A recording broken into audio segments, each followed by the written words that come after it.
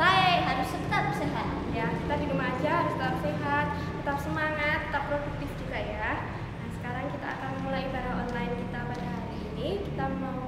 Sebelumnya kita mau berdoa terlebih dahulu. Mari teman-teman kita berdoa. Tuhan, terima kasih atas berkat yang sudah Kau limpahkan kepada kami. Tuhan, sekarang kami akan berdoa untuk kelancaran ibadah kami pada hari ini. Tuhan yang berkati dari awal, pertengahan hingga akhirnya. Terima kasih ya Tuhan, dalam nama Tuhan Yesus kami sudah berdoa dan mengucap syukur. Haleluya, amin. Amin. Meskipun di rumah saja, kita tetap bisa beribadah, tetap bisa memuji nama Tuhan bersama-sama. Sebelum kita memulai ibadah pada hari ini, mari kita angkat satu pujian firman-Mu Tuhan, berita bagi kaki.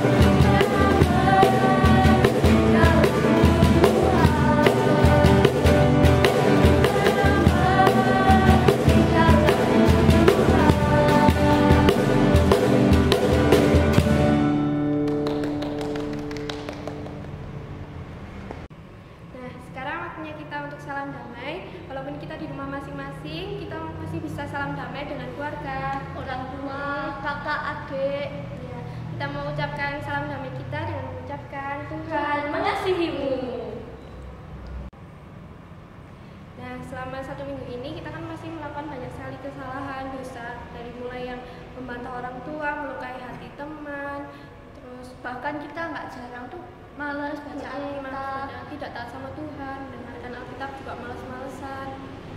Nah, maka kita hari ini akan datang ke hadirat Tuhan, mengakui segala dosa, kesalahan yang sudah kita perbuat, dan kita akan mendengarkan firman yang sudah Tuhan berikan. Kita mau angkat satu pujian, satu-satunya yang kuandalkan. Thank you.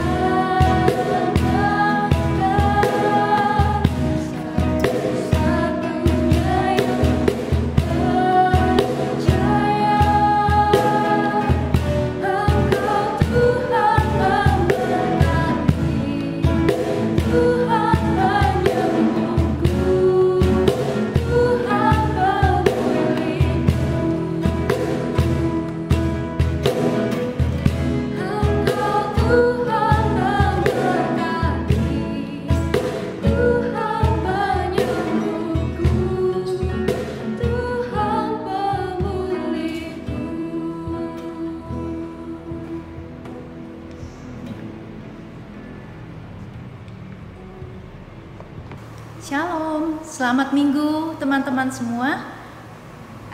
Pada hari ini kita berjumpa lagi untuk beribadah bersama-sama. Terima kasih sekali lagi teman-teman remaja GKI untuk kesempatannya. Mari sebelum kita mulai, kita ingin untuk bersama-sama satu di dalam doa. Mari kita sama-sama berdoa. Ya Tuhan yang baik, kami berdoa agar kami mengecap dan melihat betapa baiknya Engkau Tuhan. Berbahagialah kami yang berlindung padamu. Biarlah kami sungguh mengetahui dan mengalami kebaikan-Mu. Ajarlah kami segala ketetapan-Mu ya Tuhan. Dalam nama Tuhan Yesus. Amin. Oke teman-teman semua, pada pagi hari ini kita semua akan belajar tentang reasoning and feeling. Jadi reasoning itu lebih ke IQ kita, kalau feeling lebih ke hati. Jadi apa itu? Kenapa kita harus belajar tentang IQ dan EQ? Karena untuk kita bisa sukses, kita membutuhkan keduanya. Kita nggak bisa butuh salah satu saja.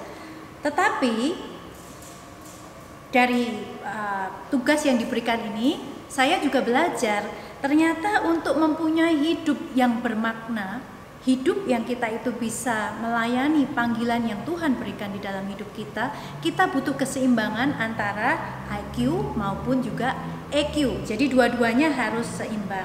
Nah, untuk itu mari kita melihat sama-sama apa bedanya antara IQ dengan EQ. IQ itu sering disebut dengan intelligent quotient. Kalau EQ itu adalah emotional quotient. Jadi yang satu intelligent, yang satu emotional.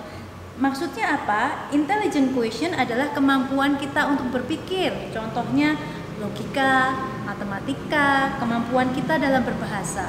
Sedangkan kalau kita ngomong tentang emotional quotient, itu maksudnya adalah kemampuan dalam kita mengelola emosi kita.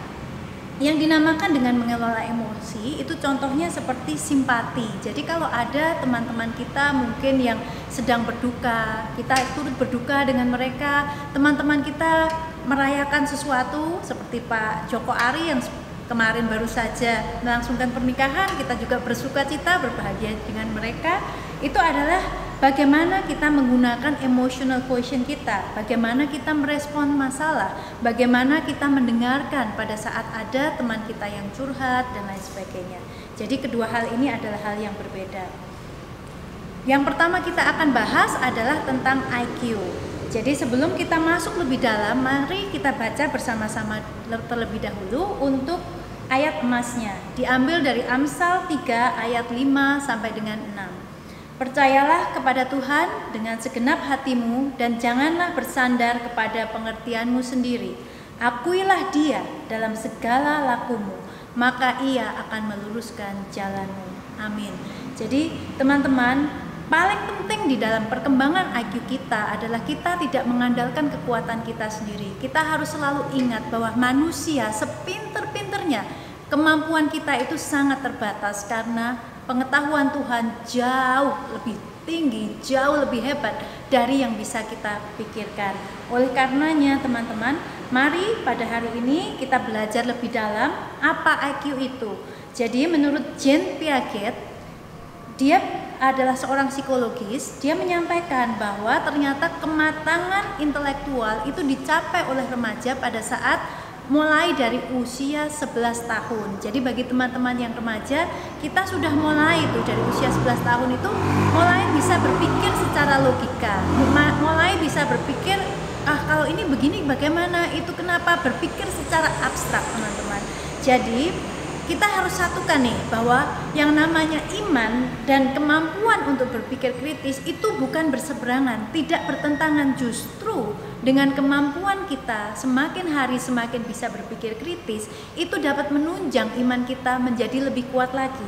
Hari ini saya ingin mengajak kita semua belajar bahwa yang namanya iman itu bukan berarti percaya buta.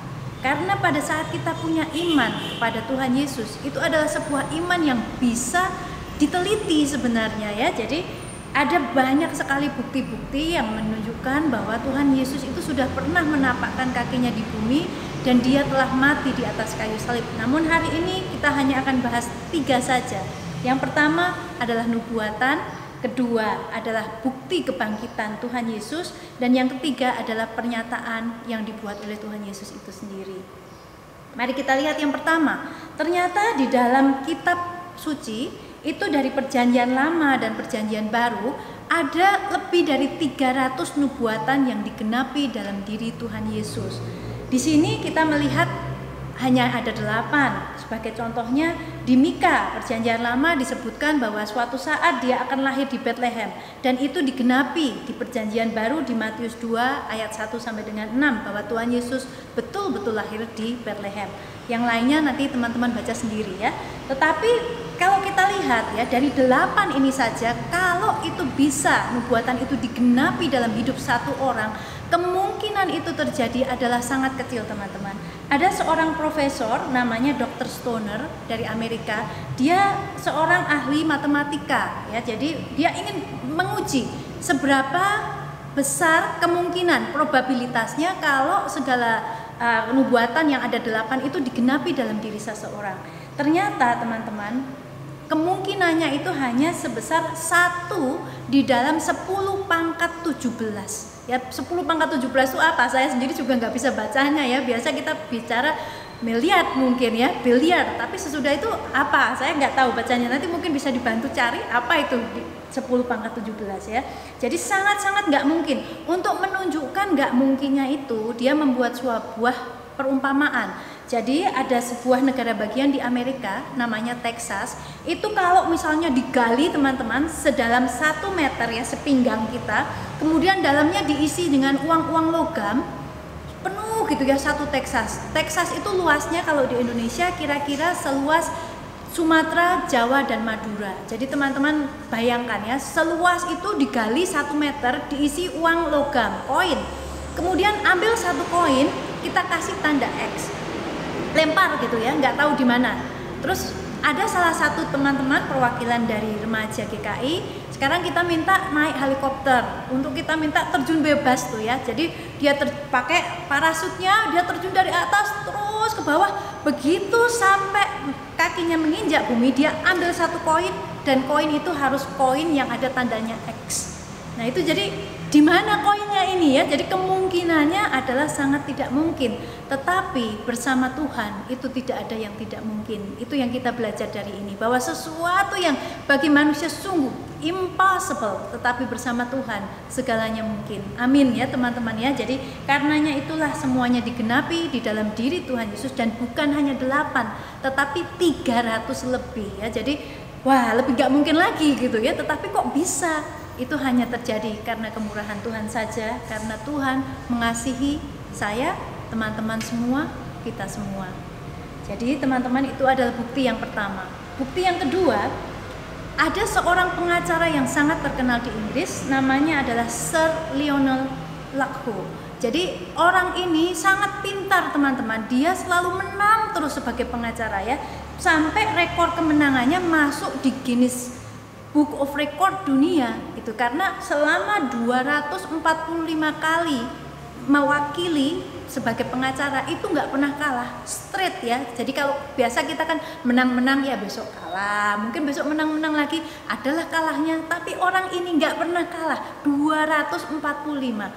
Coba kita bayangkan, kalau misalnya teman-teman sebagai seorang pengacara, apa sih sebetulnya kunci kemenangannya itu? Apa? Pasti harus riset. Kita harus cari bukti-buktinya. Kalau bukti-bukti kita tidak kuat, maka lawannya akan menang. Bukankah demikian? Tetapi pada saat seseorang itu ada yang men-challenge ya, jadi memberi tantangan kepada si pengacara ini, ayo coba diriset. Sebetulnya Tuhan Yesus itu benar-benar pernah bangkit enggak sih gitu ya. Kemudian dia riset, dan ternyata dia mengatakan, teman-teman, dari sesudah riset itu ya, dia bilang bahwa saya mengatakan dengan tegas bahwa bukti untuk kebangkitan Tuhan Yesus begitu luar biasa, begitu banyaknya, sehingga kebenarannya tidak terbantahkan dan diterima tanpa keraguan. Itu yang dia katakan teman-teman ya. Jadi seorang pengacara hebat yang sudah riset sedemikian banyak pun bisa bilang seperti itu, karena buktinya sangat banyak dan nggak bisa ditutupi teman-teman semua. Jadi makanya ayo semangat kita untuk mengasihi Yesus harus lebih lagi. Iman kita harus terus bertambah dari hari ke hari. Yang nomor 3 adalah pernyataan dari Tuhan Yesus itu sendiri ya. Tuhan katakan di dalam Yohanes 14 ayat 6. Dia bilang katanya, "Akulah jalan dan kebenaran dan hidup. Tidak ada seorang pun yang datang kepada Bapa kalau tidak melalui aku." Pertanyaannya teman-teman, kalau teman-teman misalnya di Temanggung ya, kita lagi ada di pasar mungkin atau di plaza, kemudian ada seorang bapak-bapak bilang sama teman-teman semua ya, misalnya, Kak, aku ini loh Tuhan, aku ini jalan kebenaran dan hidup. Kamu kalau nggak lewat aku, nggak bisa kamu masuk ke surga. Kira-kira jawaban teman-teman apa? Tinggal lari atau ditanggepin ya? Kalau zaman sekarang kemungkinan kita akan tinggal lari ya. Ini orang ini ngomong apa sih ya? Dia itu kemungkinan kita bilang terganggu jiwanya, begitu ya teman-teman ya. Tetapi teman-teman, Tuhan Yesus yang pada waktu itu mengatakan ya bahwa akulah jalan, kebenaran dan hidup. Maka Tuhan Yesus ini hanya bisa dimasukkan ke dalam 2 kategori. Kategori yang pertama adalah dia memang benar-benar anak Tuhan dan dia adalah benar-benar jalan, kebenaran dan hidup.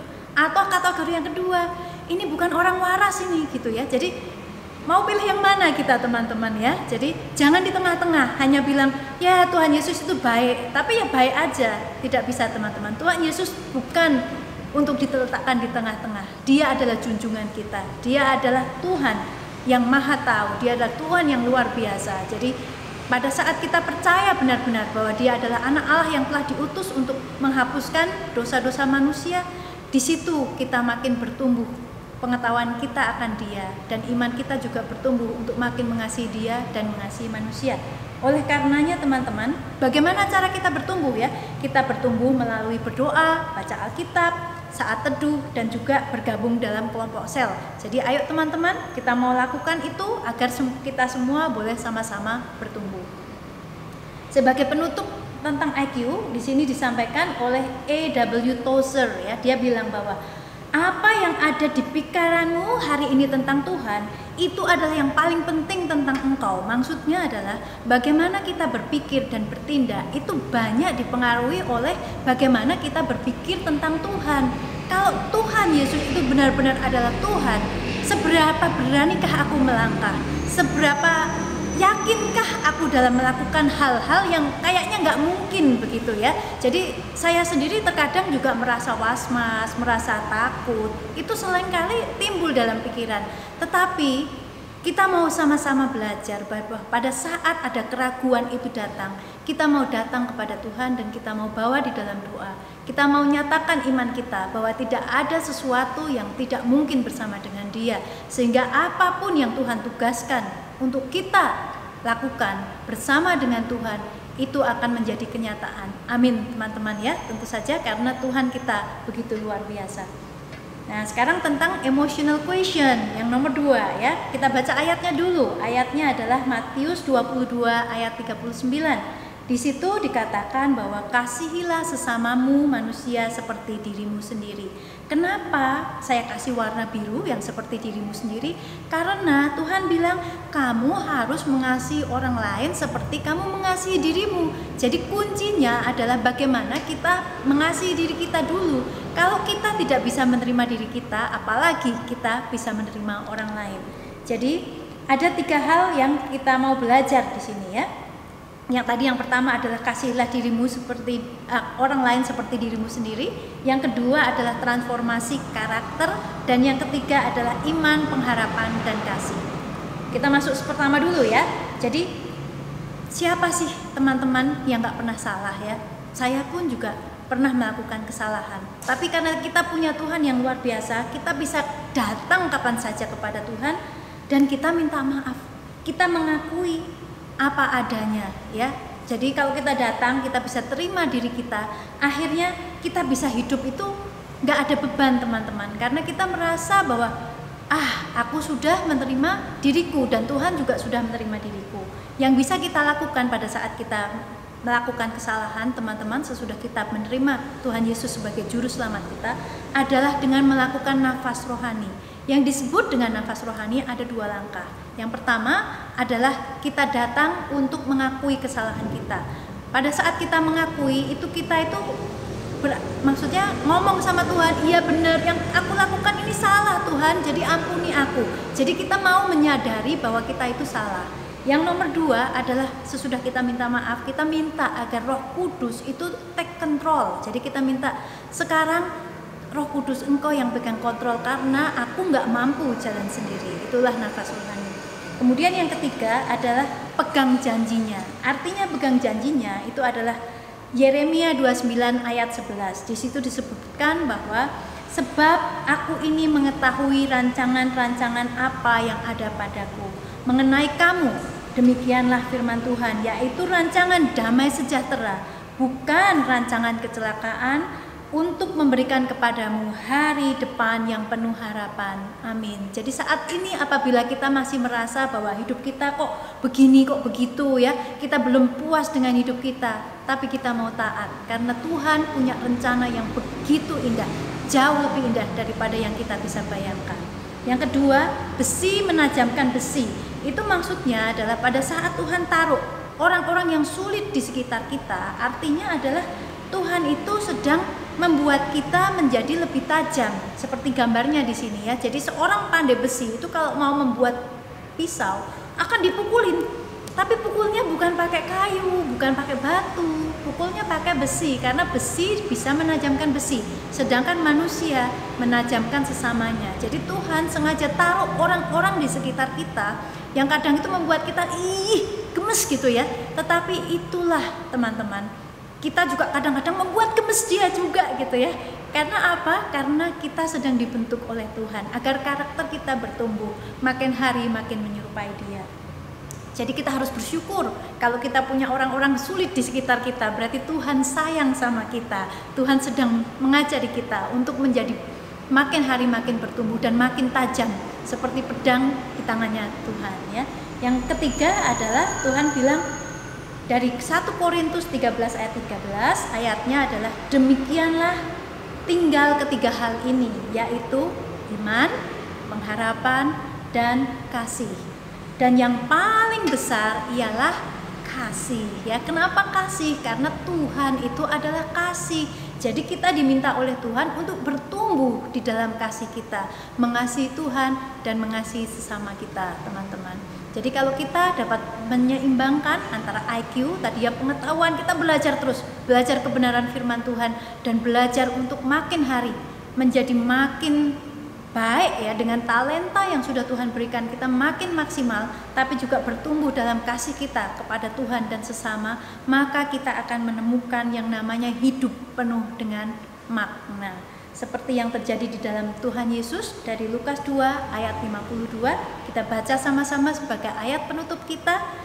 Dan Yesus makin bertambah besar dan bertambah hikmatnya dan besarnya, dan makin dikasihi oleh Allah dan manusia ya. Jadi kuncinya adalah bertambah hikmatnya dan besarnya, besarnya itu fisik ya, dan makin dikasihi oleh Allah dan dikasihi oleh manusia. Kiranya penutup ayat mas kita pada hari ini itulah yang akan terjadi bagi teman-teman semua, sehingga teman-teman makin dikasihi oleh Tuhan, makin dikasihi oleh sesama. Selamat hari Minggu, Tuhan memberkati. Terima kasih. Teman-teman, kita bangkit berdiri bersama seluruh umat Allah di sepanjang abad. Kita akan mengucapkan pengakuan iman rasuli. Aku percaya kepada Allah, Bapa yang Maha Kuasa, Khalik langit dan bumi, dan kepada Yesus Kristus, anaknya yang tunggal Tuhan kita, yang dikandung daripada Roh Kudus, lahir dari anak darah Maria, yang menderita sengsara di bawah pemerintahan Pontius Pilatus, disalibkan, mati dan dikuburkan, turun ke dalam kerajaan maut. Pada hari yang ketiga, bangkit pula dari antara orang mati, naik ke surga, duduk di sebelah kanan Allah, Bapa yang Maha Kuasa. Dan dari sana ia akan datang untuk menghakimi orang yang hidup dan yang mati. Aku percaya kepada Roh Kudus, gereja yang kudus dan am, persekutuan orang kudus, pengampunan dosa, kebangkitan orang mati, dan hidup yang kekal. Amin. Teman-teman, kita sudah mendengarkan firman Tuhan. Sekarang kita akan satu di dalam doa syafaat. Mari kita berdoa. Allah Bapa kami yang Maha Agung, kami mengucap syukur pada hari ini di mana kami sudah mendengarkan firman-Mu Tuhan. Terima kasih untuk hamba-Mu, Ibu Tantigos yang sudah memberitakan firman-Mu. Engkau memberkati terus hamba-Mu dengan keluarga dalam segala pekerjaan dan aktivitasnya Tuhan.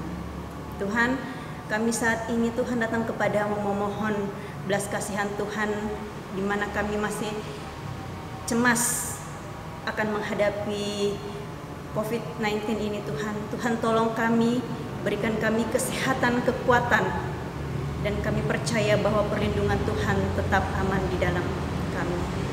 Bapak kami juga berdoa untuk komisi remaja di tempat ini.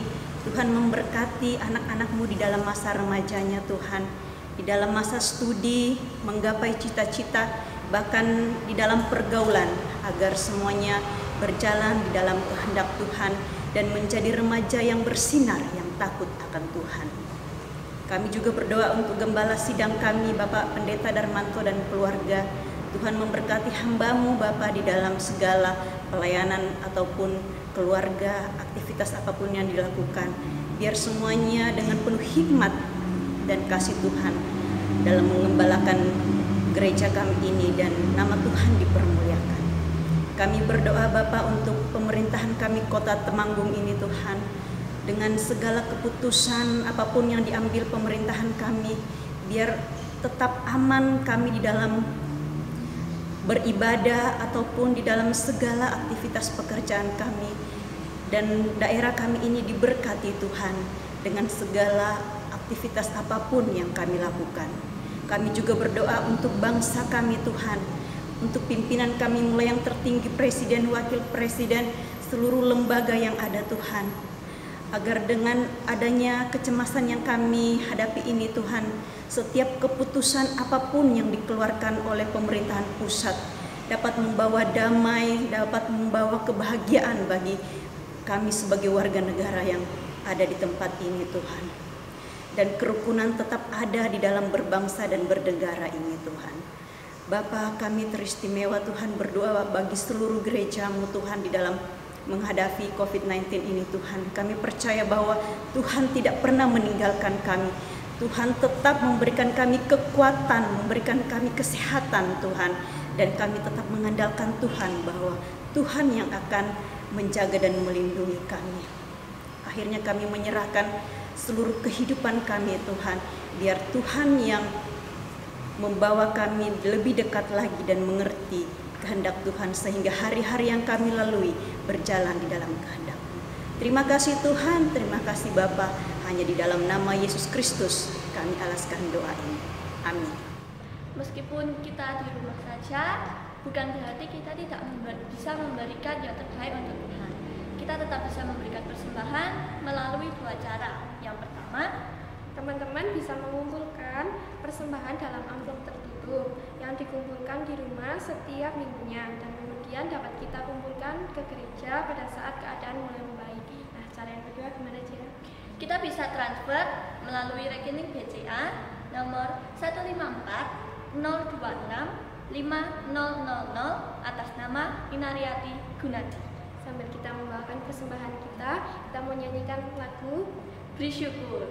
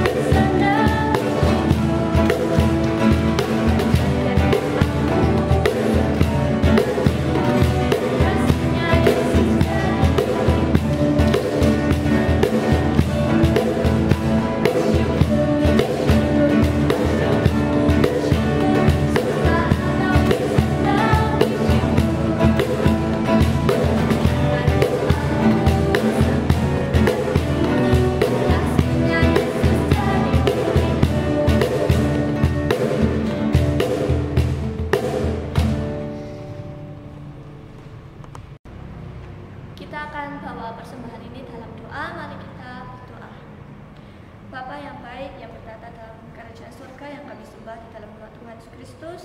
Terima kasih Tuhan, Kau telah memberikan kami berkat, Engkau telah melimpahkan kami dengan segala kebaikan yang tiada tara ya Tuhan. Kiranya memberkati persembahan yang sudah kami kumpulkan, kiranya dapat berguna ya Tuhan. Terima kasih ya Tuhan, hanya di dalam nama Tuhan Yesus Kristus kami sudah berdoa dan mengucap syukur. Haleluya, amin. Nah teman-teman, sekarang kita akan menerima ayat berkat yang diambil dari Ulangan 31 ayat 8. Begini bunyinya, sebab Tuhan Dia sendiri akan berjalan di depanmu, Dia sendiri akan menyertai engkau, Dia tidak akan membiarkan engkau dan tidak akan meninggalkan engkau. Janganlah takut dan janganlah patah hati. Amin. Tiba saatnya kita akan menutup ibadah kita pada hari ini. Mari kita naikkan satu pujian, segala puji syukur.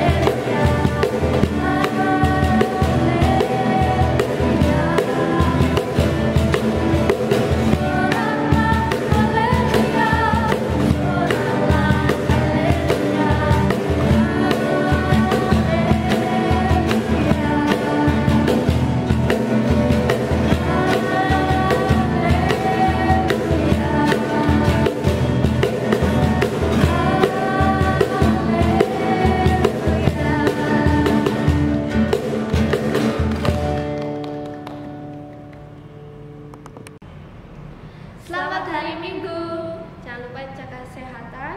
Tetap pakai masker, tetap di rumah aja. Tuhan Yesus memberkati.